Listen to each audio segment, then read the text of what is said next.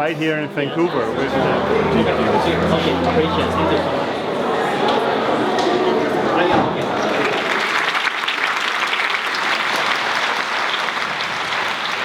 Bong, can you hear us? Can you see us? We see him. I think he's going to join us. There he is. Well, thank you for joining us. It was such a pleasure to see the movie on the big screen. Was that just amazing to see it like so encompassing? I thought it was gorgeous.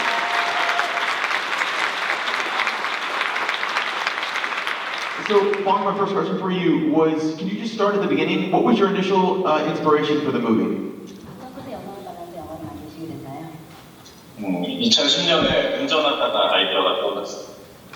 The first idea came to me while I was driving in 2010. 그 시내 그 찾길 되게 복잡한 찾길 한복판에 되게 거대한 돼지가 이렇게 서 있는 모습을 봤는데 그 돼지가 되게 슬퍼 보여가지고 왜 저렇게 사이즈는 큰데 얼굴은 슬퍼 보이나 이런 생각하다가 이제 시작하게 된 거죠. I was imagining things in the middle of the road. It was very crowded. And I was thinking, I was imagining, big pig, giant pig. He looked very shy and sad. And he's so big, or she, he's so big, why does he look so sad and shy? And from that, idea, when you were working on the screenplay, what sort of did you know you wanted to make something sort of about GMOs and sort of the rights of animals in many ways? Like, what made you want to go down that road? 그런 이제 폴리티컬한 메시지를 정치적인 메시지가 먼저 처음부터 있었던 건 아닌데 왜 이렇게 동물이 크면서 슬플까 생각해 보니까는 크다는 게 보통 이제 우리가 뭐 슈퍼 살몬, 슈퍼 연어라든가 슈퍼 감자라든가 이런 상품화된 것들, 그다음에 GM 관련된 것들이 대부분 사이즈가 크잖아요. 그래서 큰 돼지 크다라는 사이즈 이미지 자체에서 이제 그런 스토리들이 저절로 떠오르게 된 것 같아요. So it's not that I started the whole thing with a political theme in my head or idea or main theme or the main theme for the movie. I was just started thinking about how this animal I was thinking was big and sad at the same time. Whenever we think about something big, we relate it to genetically modified food, genetically modified potatoes. It can be something that is produced to be sold and consumed. And I was thinking, okay, something big and sad at the same time. It can be something genetically modified. So how long did it actually take for you to come up with a design? I know you worked with a number of illustrators to actually come up with a design for OKJA that you were most happy with. How long did that take? 보통 어느 정도 걸려서 생각을 하시고 구상을 하셔서 이런 영화의 개념을 만드시기 시작하시나요? 보통 어느 정도 구상 기간이 걸리시나요?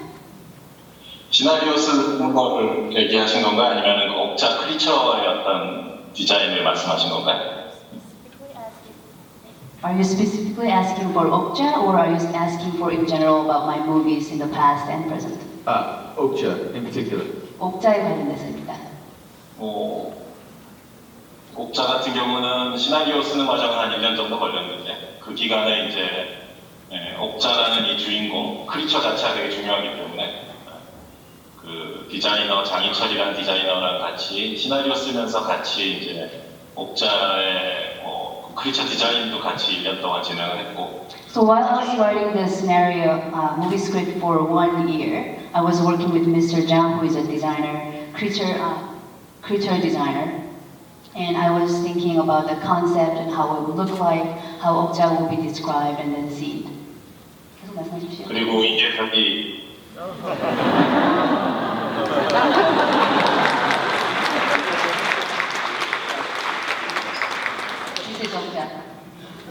우리 이제 맥킷이라고 부르는 건데 모형인데 이거를 이제 디자인하기까지 한 1년쯤 걸렸고 이제 그 디자인이 끝난 후에 저랑 에릭 두보어가 이거를 이제 정말 오랜 세월 이거를 가지고 많은 얘기를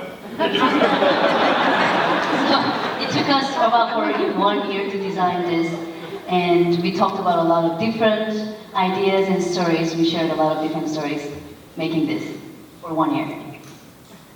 So Eric, you were coming off Like a Pie, and I'm just curious, how did you meet Bong, and when did you guys sort of realize that this collaboration could work? And Bong, I'm curious, what made you think that Eric and his team were the ones to sort of bring Bong to life? Sorry, bring OKJA to life. Bong is alive. 이 영화가 성립하려면 일단 옥자 자체가 사실적인 동물로서 또 관객한테 다가가야 되는데 정말 실제 존재하는 동물처럼 그걸 만들 수 있는 사람이 누군가 사실이 지구상에 몇 명 없다는 생각이 들었거든요. So I was thinking about how realistic I can make this pig look to the audience. I was thinking I really have to make this animal look very, very realistic. And I realized that there are very, very few people on earth who can make that happen. 한테 연락을 할 수밖에 없었고요. I made this option to call him. So I'm curious, Eric, when you got the call, and I'm assuming by then you had seen the design for OKJA, what was the sort of first thoughts that sort of went into your head? Well, that was the funny thing, is that the first meeting I had with Bong, he showed me some concept work of the animal. A really exciting, sort of prospect for us to be working on. Just the idea of having such an incredible scale difference between the main actress and this animal, and then for it to be a relationship that's intimate and trustful, which means that to sell that properly, there had to be a lot of contact, and it's a beautiful compliment to get from Bong. But what I take great pride in is that in our animation we're always first taking care of the physicality and selling the presence of our CGI in the scene, which means that yes, the acting is important and all the other contact is important, but what's even more important is the fact that we always believe that that animal weighs 6 tons, and that the main collisions that we need to sell to you as an audience are the ones with the ground, and that gravity is always just grounding that animal in each scene. Because I think without that, you will never believe the rest that we do. So for me, that's my main priority, is to sell that every step is heavy enough, and that you really believe that the animal has the right heft and weight. Bong, I'm curious, when you started working with Eric, was there one physical aspect of him that was the most important? Was it the eyes? Was it the skin texture? Was there anything that you just kept sort of like always focusing on? The sequence, the girl they touch each other and hug, and so that is more challenging thing. So we need a very dedicated visual effect. So I totally depend on to Eric all those kind of things, and especially 눈 얘기를 방금 하셨었죠. 그 눈, 특히 눈은 이제 우리가 뭐 골룸의 눈이라든가 혹성 그 플래닛 오브 에이프스에서 뭐 시저의 눈이나 여러 가지 영화의 눈들이 있었지만 저는 정말 옥자의 눈을 비클로즈업 하고 싶었거든요. 화면에 크게. 그래서 그게 과연 어떻게 나올까? 그 관객들의 마음을 움직일 수 있는 그런 눈이 나와야 되는데 역시 그 LED 그걸 잘 해준 것 같아요. So we just mentioned something about eyes. Eric, can you talk about the eyes in terms of where your artist's inspiration was for them? We were just asking like if you could talk more about that in particular, because watching the movie again, I know they're not human eyes. They're not like you're trying to put a human eyes into an animal. There's something else there. Was there any specific sort of direction you guys went there? Yeah, I mean, it's funny how all your experiences on other movies just all stack up, and then you end up doing something like this, and it all is based on that old stuff. But in Life of Pi, animals have a soul, and then the dad says that you just see your own emotions reflected in their eyes, and for all of us are probably most of us are pet owners. And that's exactly what's happening is that you attribute these human sort of emotions to your animal, but it's probably just interested where its next meal is coming from, or when you're going to leave it alone so it can continue its nap. The main inspiration is for all this stuff was nature. We looked at hippos, elephants, and of course pigs themselves. and we're always studying nature for inspiration, even for a fantasy creature like this. Tilda Swinton had some dogs that we had video of that really had expressive eyes. But in LA, there's a beagle that a friend of mine has that is at our house a lot and that I spend a lot of time with. And funny enough, the beagle had the perfect proportions and even demeanor and ears to serve as inspiration for OKJA. So personally, I was looking at that beagle a lot, and the eyes were just awesome. The physics, just the dynamic, the overlap of the ears was good inspiration. But the animal also had beagles are a special breed, and they have a really sort of specific personality, if you can say that. And so for me, that was an important one. How do you coordinate that? How do you make it work so rhythmically? It doesn't look forced at all. It just feels natural. Like how she falls off and everything. I don't know who wants to talk first. But...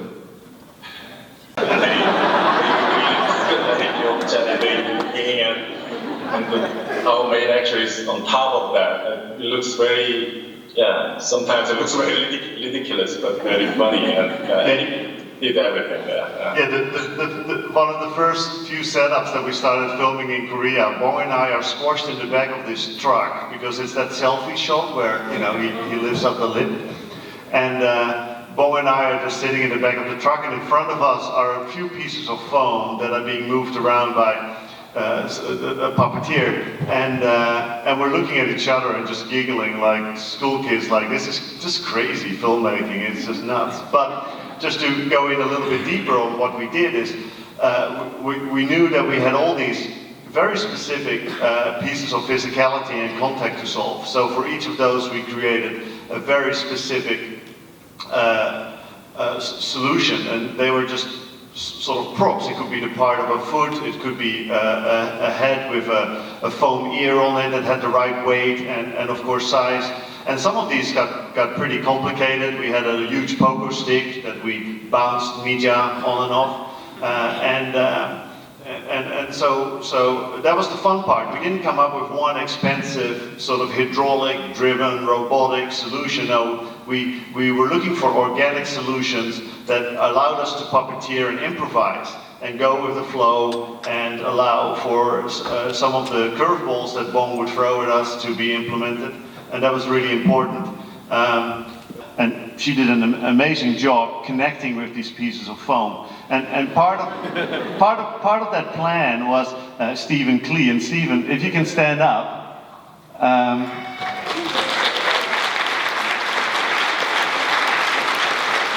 So Steve was actually, for each of these shots, Steve was in front of the camera holding that piece of foam and acting whatever choreography we needed in that foam to successfully add the CG pig later. Steve was acting that out and taking care of that. And it gave Mija not only a very nice guy to always be rehearsing with and understand what we were trying to do, and we could practice the timing cues and make sure that everything was well taken care of before we would go on set or on location and had to deal with traffic or other stresses that would distract us from what we were trying to do. But Steve was really just always there to guide her and help her, and then I was behind the camera with Bong.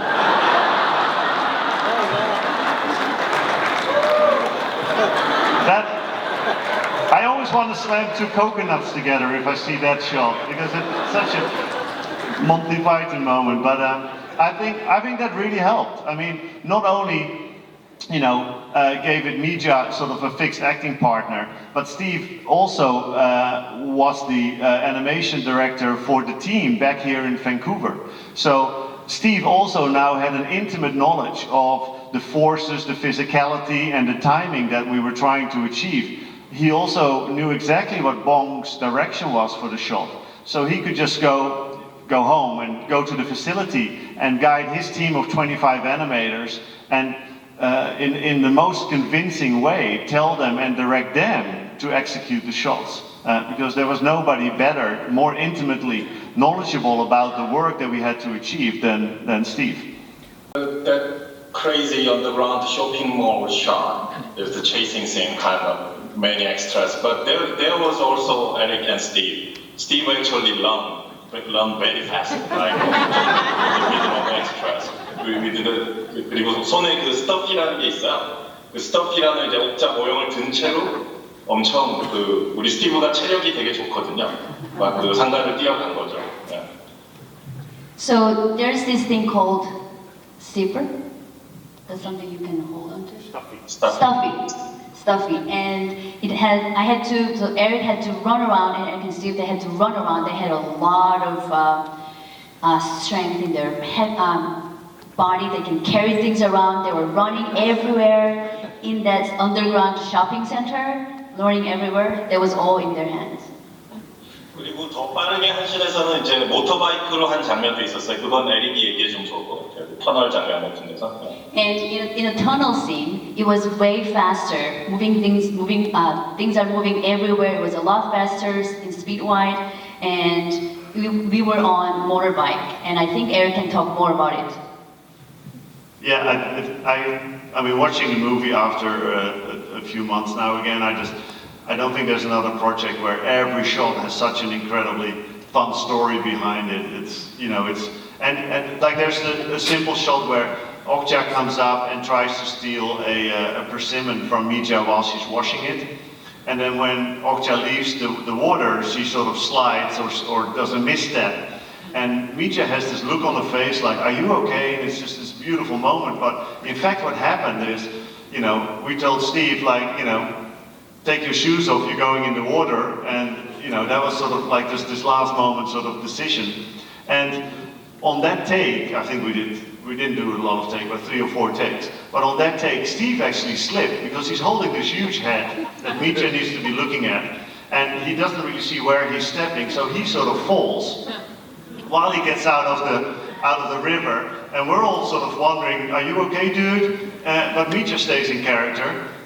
He steps out, and Bong and I look at each other and go, well, that's going to go in the movie because it's, it's just this beautiful moment. It's just happened. 옥자가 다시 이제 착해져서 이제 미자의 뺨을 이렇게 핥는 장면이 있어, 머리카락. 예. The scene where OKJA is licking Mija's face with her tongue very slowly because OKJA is herself now.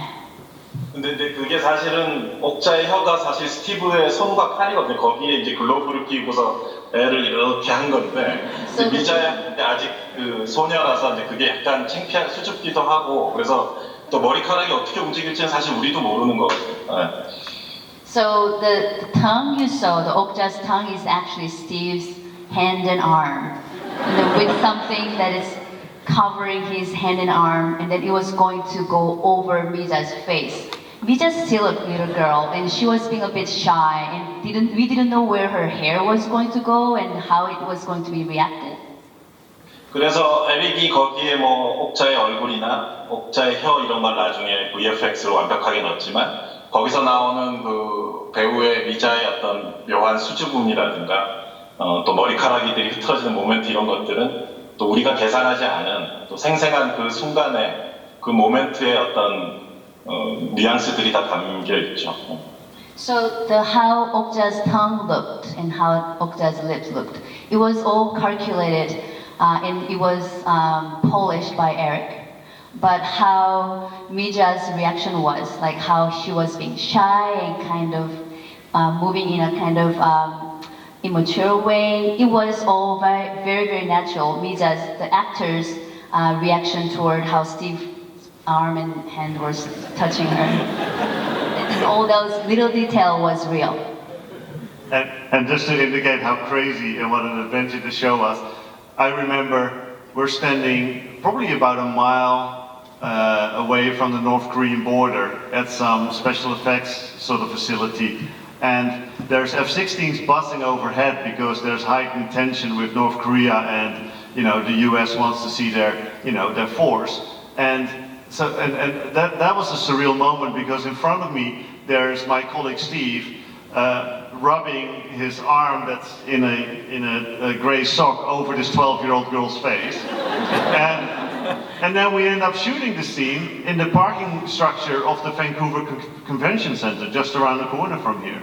And it's, you know, it's just weird stuff, but it was spectacular. It was really spectacular. I'm just curious, are there any other people here who worked on the film? Yeah. We get a round of applause.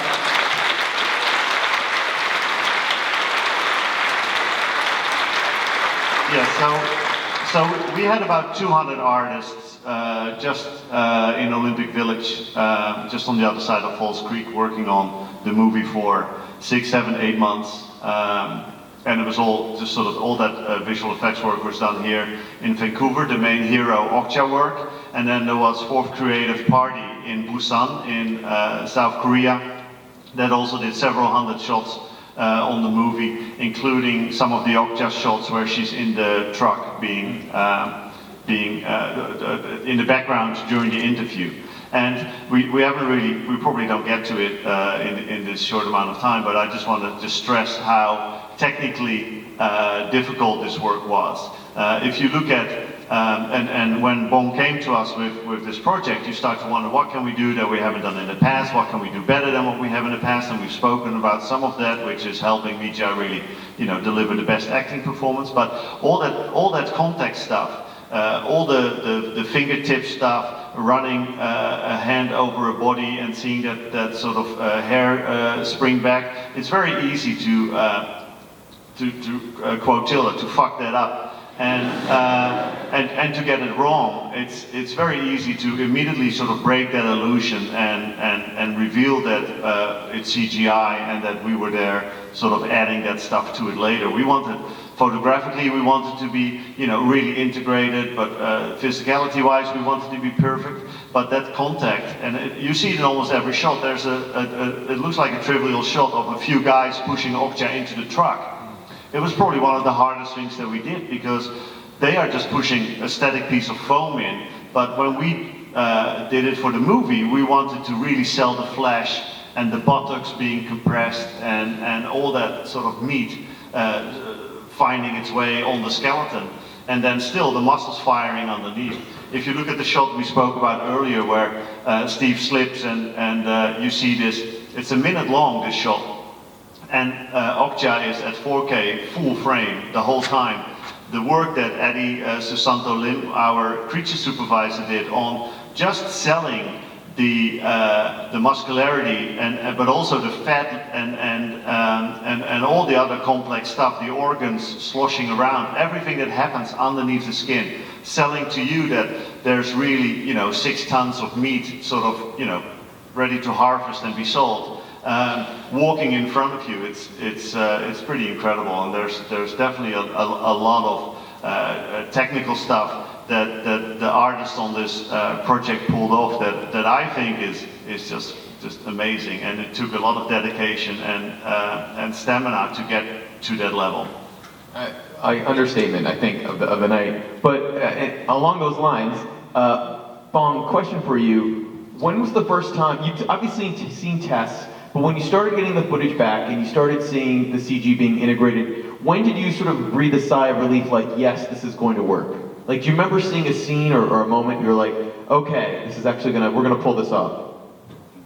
사실 촬영 들어가기 훨씬 전에 그 에릭이 보내준 샘플이 있었어요. 워크 사이클이라고 그러는 거 있는데 어디 뭐 스탠리 파크 쪽이었나? 스탠리 파크 쪽 주차장 같은 데서 옥자가 막 뛰어가는, 자동차랑 같이 뛰어가는 그런 테스트를 보여준 거 있었어요. 그래서 될 것 같네? 라는 생각이 있었어요. 예. So when Eric, long before we made this big decision and everything, Eric sent me this sample from the work site. I think it was near the parking lot, near the Stanley Park or something, where OKJA is running around. When I saw that footage, I was like, wow, this is going to work. We took Steve, it was your RAV4, and Steve's wife was driving, and what we did as just a test, as one of our first motion studies, was just drive the car at some different speeds, and then we stuck OKJA, which is about that, you know, slightly bigger even than the RAV4. we stuck OKJA next to it, and then figured out what gate would work, and how far we could push the locomotion of the creature. And that was very crude and preliminary stuff, but it was fun to see because it made us first of all realize. I mean, the amount of times that we said to each other like, "Is she really that big?" Was just constant almost, and we had to always do these sanity checks that yes, she is that big, and yes, she should be looking that high or touching up there, or yeah. Well, thank you guys so much. Eric, thank you so much. Bong, thank you so much for joining us from South Korea. Please give a warm round to everyone.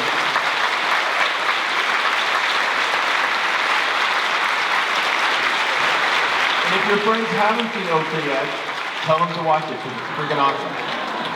Thank you, everyone.